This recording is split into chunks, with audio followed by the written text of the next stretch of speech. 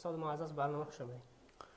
سلامت باشین. سلام عرض ادب دارم خدمت شما جمع از دانشجویان که در این برنامه ما حاضر دارن. حاضر هستن، امیدوار هستم که همه خوب باشن و لباس عافیت به تن داشته باشن. سلامت باشید استاد محترم. خیر باشین. من حیث اولین سوال ما، جرم چیست؟ و چه نوع اعمال جرم گفته میشه؟ در رابطه با جرم وقتی که ما بگیم کدام اعمال جرم هستن، دیگه این را دانشمندای حقوق، دانشمندای جزا و جرم شناسی هر کدامش مثلا از دید خودان این را تعریف کردیم که کدام اعمال جرم هستن و کدام اعمال جرم نیستن.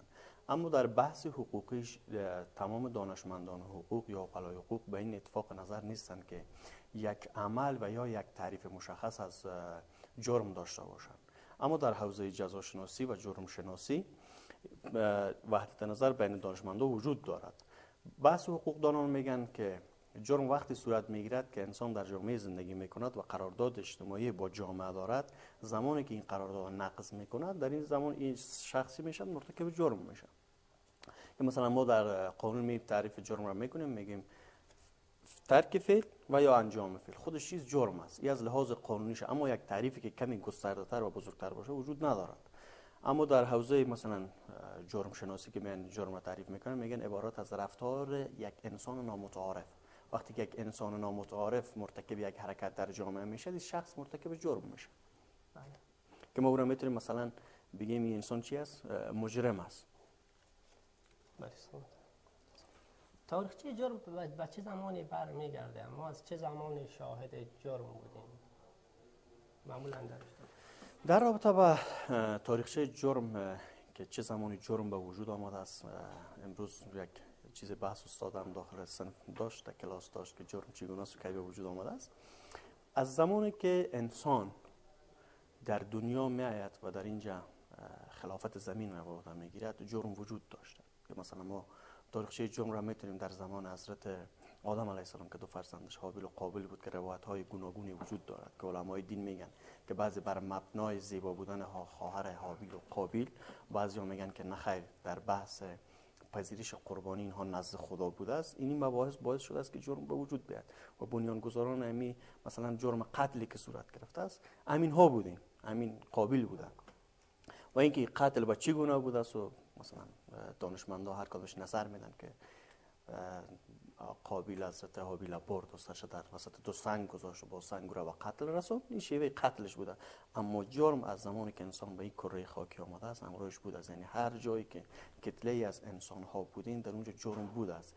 یعنی جرم یک چیز جدا ناپذیر از وجود انسان است. یعنی هر جایی که انسان باشد، گروهی از انسان ها باشند، با هر افکار و اندیشه که باشند، در اونجا بالاخره مرتکب جرم ها میشن. حالا این جرم ها چه احتمال دارد که در بحث جنایت باشد، جنحه باشد یا قباحت باشد و یا هر کدامش باشه، اما تاریخچه خیلی طولانی دارد. از ظهور انسان تا به امروز جرم وجود دارد و تاریخچه خیلی طویل دارد و گونه‌هاش در اون زمان کمی قدیمی تر جرم بوده است، امروز کمی کلاسیک تر شده است، معاصرتر شده است. اون زمان اگر قتلی صورت میگرفت توسط سنگ صورت میگرفت، امروز توسط گلوله، توسط لیزر و امثال هم توسط سم و امثال هم افراد مثلا به قتل میرسن و جرم شکل پیشرفتش به خود گرفته. یعنی از اون شکل قدیمیش به شکل معاصر شده تغییر چهره داده است.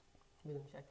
استاد حالا تاریخچه جرم شد، فکر کنم در سالهای 1530 حتی در بعضی کشورهای اروپایی بیکاری، عدم داشتن یک شغلن حتی یک جرم که داشته می شده. مثلا اگر شخصی از سنش از 18 سال بلند می رفته تا 2 سال دیگه مثلا صاحب کار نمی شده تا محکوم به اعدام می شده. این نوع جرم ها چطور تکامل پیدا کرده که در اینجا رسید و بعدش چطور از بین رفت؟ خب دولت ها مثلا جرم در هر نظام اولین باید مشخص بسازیم که هر دولت و ساختاری که ایجاد میشد خودشان تعریف های مشخصی از جرم دارن. مثلا کشورهای اسلامی میان یک سلسله اعمال و رفتارها را به عنوان جرم میپندارن یا جرم انگاری میشه در کشورهای اسلامی و یک تعداد رفتارها و حرکات در کشورهای غیر اسلامی به عنوان جرم نیستن، جرم انگاری اصلا نمیشه. به عنوان مثال خوردن شراب در کشورهای اسلامی جرم است، اما در کشورهای غیر اسلامی یک چیز عادی است. در محافل رسمی، در محافل غیر رسمیشان از او به عنوان یک نوشابه یا یک چیز خوردنیش میشه استفاده میشن و هیچ جرمی نیست. اما ای که مثلا خودتون اشاره کردین در اون سالهایی که بودن، سالهای 35 بیکارگی افراد به عنوان جرم شناخته میشد، چرا اینها بر نظامهای حاکم دردسر ایجاد میکنه. بیکاری ما به اصطلاح عامیانه یک اصطلاح عامیانه داریم، میگن که از کار کرم خیزد، از بیکاری غم خیزد. اینا کسایی که در اون دوره بیکار می بودن در اون عصر دهه 35 که شما یادآوری کردین، اونها بر نظام دردسر ایجاد میکنن. به خاطر ازی که این بیکارگی از اینها باعث دردسر بر نظام میشد، اینا آمدن امون نظام حاکم به عنوان جرمنگاری چی کردش؟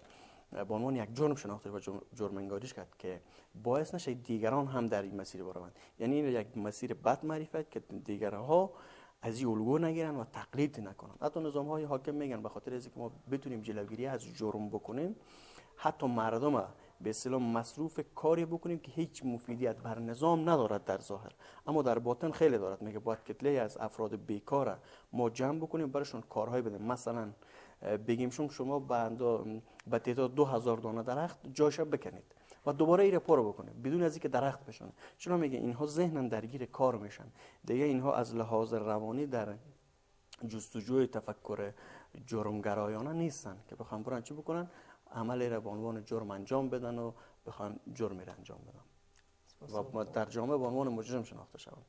خیلی صد عناصر تشکیل دهنده یک جرم چیست؟ با یک جرم چیست؟ بله، یک عمل ما بیشتر گفتین یک عمل و یا ترک عمل جرم است بر مبنای قانونیش. همین عمل و یا ترک عمل ما چی ویژگی داشته باشه که ایده ما جرم بپنداریم؟ خب وقتی که بس از جرم میشد، ما در رابطه با جرم صحبت میکنیم، تمام دانشمندان حوزه جرم و جزاشناسی برای اعتقاد هستند که یک جرم متشکل باید از 3 عنصر باشد. اگر 3 عنصر در درون یک عمل وجود نداشته باشد، هیچگاه عمل به عنوان جرم شناخته نمیشه. مثلا اولین عنصری که به عنوان از که ما یک رفتار مجرمانه یا یک رفتار جرم‌نگاری بکنیم، این است که یک عنصر قانونی وجود داشته باشد. یعنی رفتار انسان‌ها در درون یک جامعه، در درون یک اجتماع انسانی، مثلا اعمال و رفتار توسط عقلای وقت، عقلای زمان به عنوان جرم شناخته شود و این عمل در درون متن قانون چی شود؟ نوشته شود. یعنی رفتاری که به عنوان جرم شناخته میشد و در متن قانون باشد که ما بگیم اگر کسی X را شکست مجرم است و X را شکست این آدم چی شده است؟ مرتکب جرم شده است. اگر این در متن قانون نباشد، هر که بر مبنای خود و روایت ذهنی خود رفتار مردم را چی میکنه؟ قضاوت میکنه و به عنوان مجرم میشناسه. اولین عنصرش که در کل همین است که باید در متن قانون یک رفتار عنصر قانونی مهمترین ویژگی یا عنصر ای است که ما یک عمل جرم بشناسیم. دوم عنصرش عنصر روانی است که یک شخص در روان خود چه میکند؟ فکر و اندیشه مجرمانه را چه میکند؟ به اصطلاح در حال پروراندن است.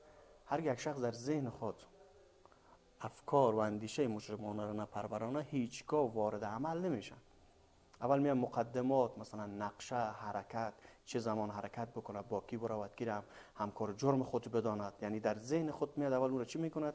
او جرمی را که میخواد انجام بده، چه قتل باشد، چه سرقت باشد، چه تجاوز باشد و هر آن چی که باشد، این را میاد اول در ذهن خود صحنه سازی میکند، عنصر معنویش در ذهن خود شکل میدهد و بعد از او چی میکنه؟ اینجا عنصر مادیش میاد، یعنی میره به طرف عملگرا شدن.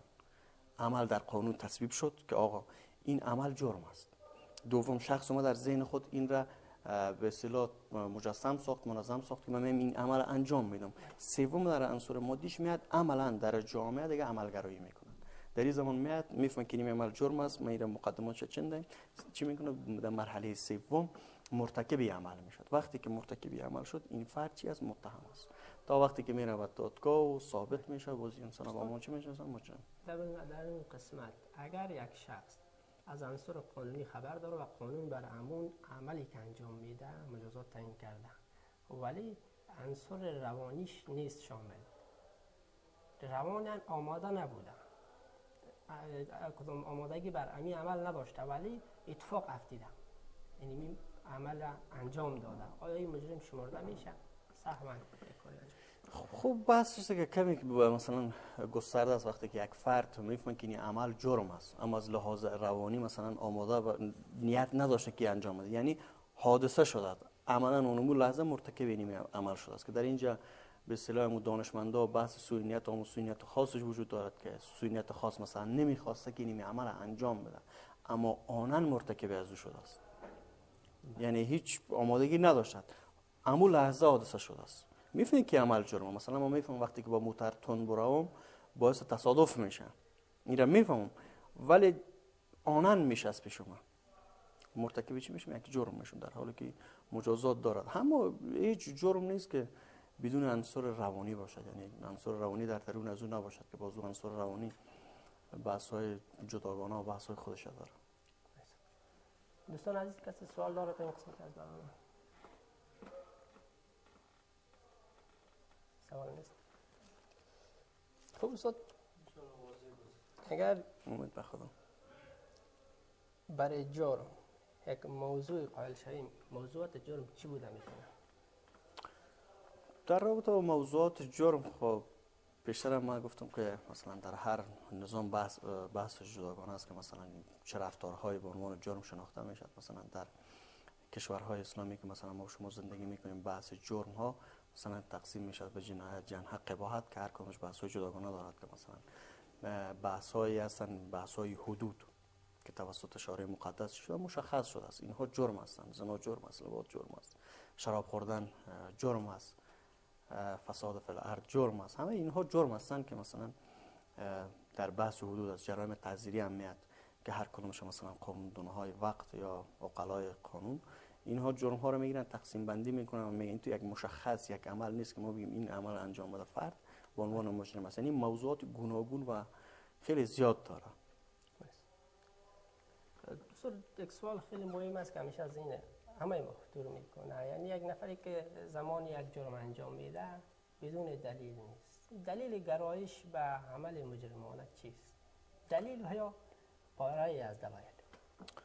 در رابطه با اینکه یک فرد مجرم میشه یا مرتکب جرم میشد در حوزه جرم شناسی نظریات خیلی متفاوت وجود دارد. این نظریات شروع میشه از زمانی که فرد به اصطلاح مجرمیت از پدر و مادر به ارث میبرد. زمانی که مثلا در حتی میتونیم ما بگیم که زمانی که این در پشت پدر میباشد وقت از این انتقال میکند بر بطن مادر خود، در این زمان هر کدوم از این رفتارهای پدر و مادر چی از مطلق تاثیرگذار است در رابطه با اینکه این فرد میاد در جامعه به عنوان یک مجرم شناخته میشه. مثلا در این رابطه ما نظری از دانشمندان اسلام داریم، میگه وقتی که طفل از مادر خود شیر میخورد تنها شیر سفید نیست بلکه میگه تمام ویژگی هایی که یک مادر دارد، ایمان دارد، عقیده دارد، باور دارد و هر گرایش های دیگری که دارد به گونه بر این طفل چه میکند؟ انتقال پیدا میکند. مثلا در مرحله است که طفل در حال رشد و پرورش در بطن مادر است، بعد از اینکه میاد در تولد میشه در کانون خانواده، خود کانون خانواده میتونه یک محل خیلی خوب برای تربیه شخصیت معنوی فرد باشد و یا شخصیت مجرمانه فرد باشد. مثلا این فرد میدونه در دنور خانواده فکر بکنید که همه اهل ادب هستند، اهل علم هستند، اهل فضیلت هستند، در اینجا یک شخصیت خیلی معنوی فرد رشد میکنه، یک انسان با شخصیت میشه استثنا. اما میتونه این خانواده کانون خیلی بدی باشد، پدر اعتیاد داشته باشد، برادر اعتیاد داشته باشد، اخلاق حاکم نباشد در درون خانواده، فرهنگ حاکم نباشد، اعتقادات حاکم نباشد.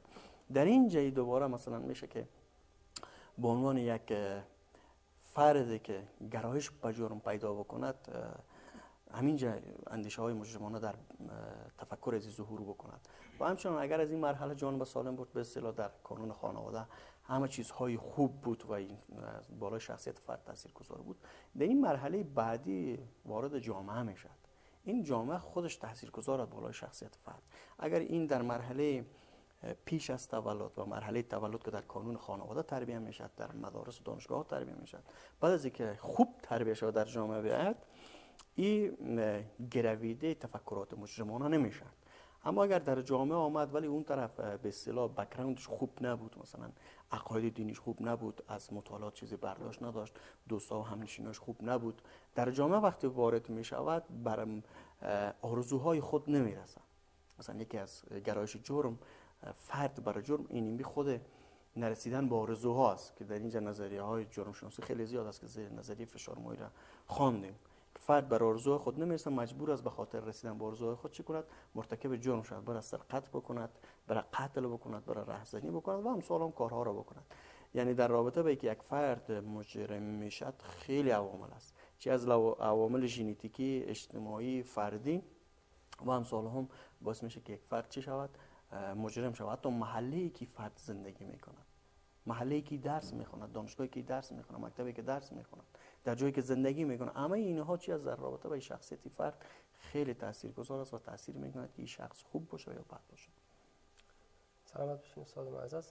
من حیث آخرین سوال این برنامه، آیا جرایمی وجود دارد که در همه کشورها اتفاق آرا وجود داشته باشه بر جرم پنداشتن آن؟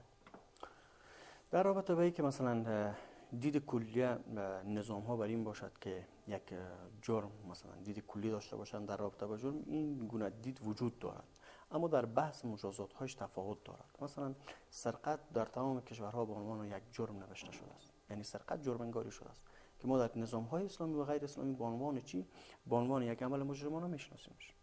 دروغ چه در کشورهای اسلامی در کشورهای غیر اسلامی به عنوان یک چیز، یک عمل مجرمانه است، اما نحوه رسیدگی به این سرقت در کشورهای اسلامی و غیر اسلامی، نحوه مجازات ها، دادرسی خیلی تفاوت دارد.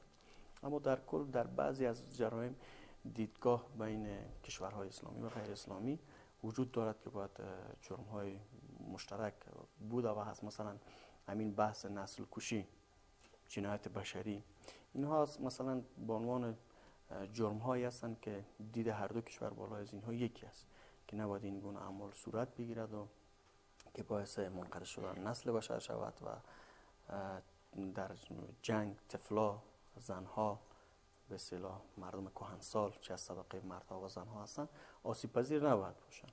دیگه این وحدت نظر بین کشورها و دولت‌ها چی است وجود دارد. سلام باشین. بخیر باشین. جهان سپاس استاد از اینکه برنامه موضوع پیدا کردیم. تشکر.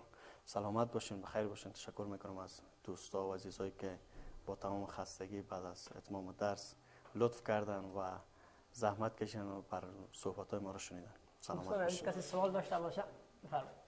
از طرف چپ شروع میکنیم. سلام، درود خدمت جناب استاد و شما و حاضرین در مجلس. جناب استاد، شما فرمودید عناصر تشکیل دهنده جرم را مثل رکن قانونی، رکن مادی و رکن روانی. آیا در رکن روانی اثبات رکن روانی بر عهده شخص است یا بر عهده دادگاه است؟ آیا تو جرایمی است که بر عهده دادگاه باشه اثبات رکن روانی؟ در بحث جرایم دیگه تفاوت ها وجود دارد. البته در رابطه با جرم، مثلا وقتی که یک جرم صورت میگیرد اثبات رکن روانی گاهی بر دوش خود متهم است که اثبات بکند که از لحاظ روانی آماده ارتکاب چنین جرم نبوده، ولی گاهی بر دوش دادگاه است که این را ثابت بسازد. مثلا در بحث همین حادثه ترافیکی بر دوش خود راننده است که اثبات بسازه که من هیچ نیتی نداشتم، از لحاظ روانی آماده به این حادثه نبودم، در حالی که میفهمیدم که حرکت میکنم با سرعت بالا میرم موجب حادثه میشه. اما در بحث قتل، وقتی که فرد مرتکب قتل میشد، در این عنصر روانیش به عهده دادگاه باید ثابت بسازه است که تو از لحاظ عنصر روانی مرتکب قتل شدی. این خود محکمه نظر به اسناد و دلایل و شواهدی که وجود دارد او ثابت می‌سازد که وقتی تو فرد زدید، خب میدونستی وقتی که زدن باعث مرگ میشه، اون با اسلحه زدید، با اسلحه که شوخی نمیشه و یا وسیله اسباب بازی نیست، از لحاظ روانی تو کاملا آماده بودی. این اسلحه را از کجا خریدین و طرف فرد گرفتید، نفهمید که فرد وقتی که مرمی از داخل اسلحه بیرون میشه باعث قتل شخص میشه یا باعث جراحت شخص میشه. که اینها را خود محکمه چی میکند؟ در بعضی جرایم برمیگرد به عهده فردی که مرتکب جرم شده و بعضی از جرایم برمیگرده به عهده خود دادگاه. سپاس. سلامت باشید. بفرمایید آقای زمان. بسم الله الرحمن الرحیم.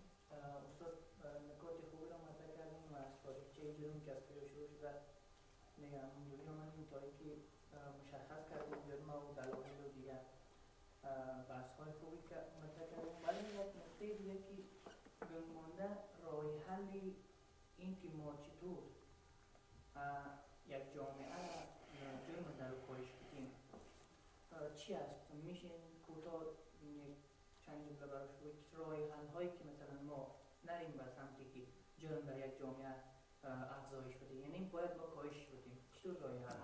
سلامت باشین آقای زمانی.